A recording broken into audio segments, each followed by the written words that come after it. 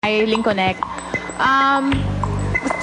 Yung sa performance, medyo okay naman yung performance pero nakulangan lang ako dun sa energy ng mga girls kasi medyo magulo yung synchronization nyo, yung pagka nagsasasayaw kayo.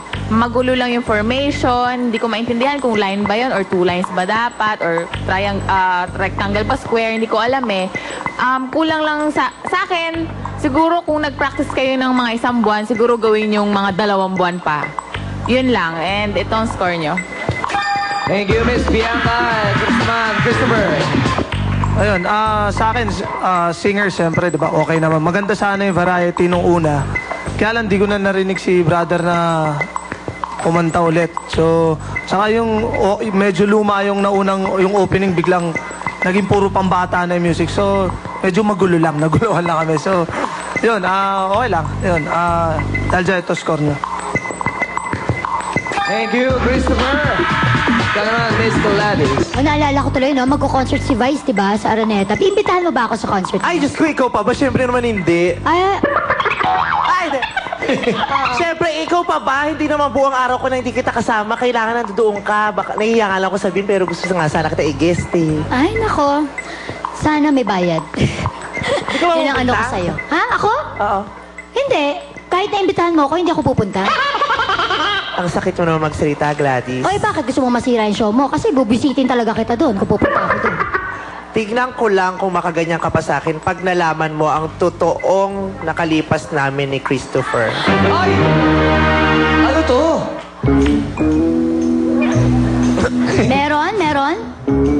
Dati kaming members ng frat ni Christopher.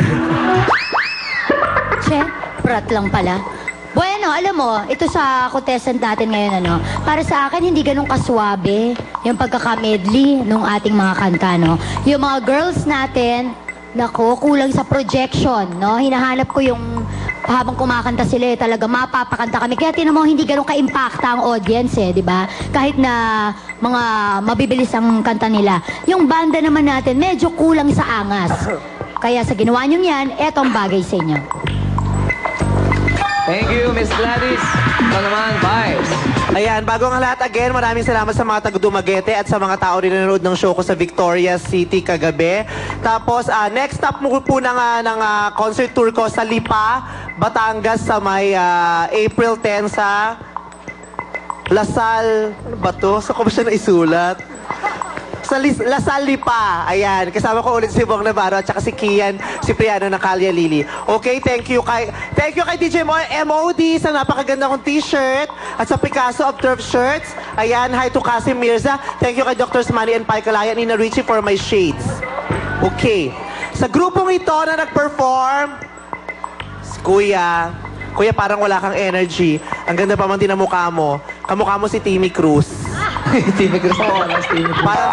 Parang si Timmy Cruz, tapos nag-rebelde ka, naging supremo ka sa bundok, yung gano'n. Ewan ko, itong araw na to para sa akin ay isang malaking paglalaro. Oo, wala akong masyadong nagustuhan sa lahat na nag-perform. Sad to say, pasensya na ha. Hindi ko alam, wala talaga ako nagustuhan. Lahat ordinaryo, parang wala akong nakitang pang showtime. Sorry. Thank you, Vice. 7 binigay niya score. Maraming salamat sa ating mga walados. Ito naman, tingnan natin kung sino nasa waiting list ni Kuya Kim. Pasok! Alam mo bro, medyo low energy tong grupong to dahil 5 beses na paulit-ulit bumabalik dito. Pero baka mabunod sila, malay natin, ano? Bigyan natin ang acknowledgement ngayong umaga mga nasa waiting list natin from Bocaue, Bulacan, Philippine Mix Style. At from Clarital, Bulacan, 5th time na rito, Diversity Movers. And from Payatas, Quezon City, TS. Okay, Jukes sa Teddy Bulacan. Maraming salamat, Kuya Kim. Kasama natin si Abigail from Roosevelt College, Cubao. Alright. Abigail, pili ka na. Punutin mo na ang ating repeater. Yan. Yan. Tignan natin kung mag-iba ang mood ni Maring Vice pag napanood niya ang ating repeater ngayong araw na to. Alright. Simple lang. Simple. Congratulations sa